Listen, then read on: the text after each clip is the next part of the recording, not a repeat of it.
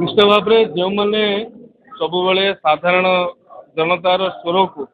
सरकार हो प्रशासन हो समाज निकट उपस्थापित करते जो मैंने बिना पारिश्रमिक जी पारिश्रमिक सांबादिक मान मिले कहा प्रतिवेदन जी परिश्रम रही तुलन किसी नुहे जो मैंने समाज सुधार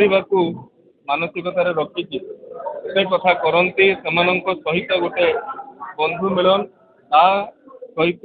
ये बंधु मिलन अवसर में बंधु मिलन को बाहाना करके कथा जोटा कि आम मनरे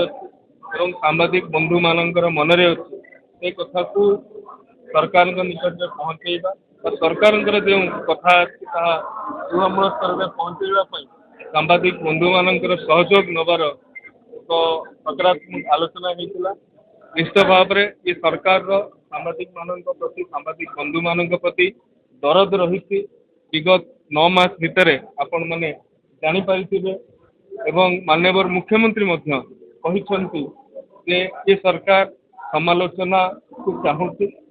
समालोचना कारण ही आमे आमर नीति को सुधारी पार आमे लोकंकर आहुरी आशाभाजन हो पार तेणु ये अवसर में भद्रक विकास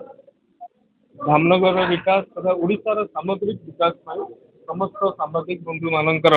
सहयोग कामना करा धन्यवाद।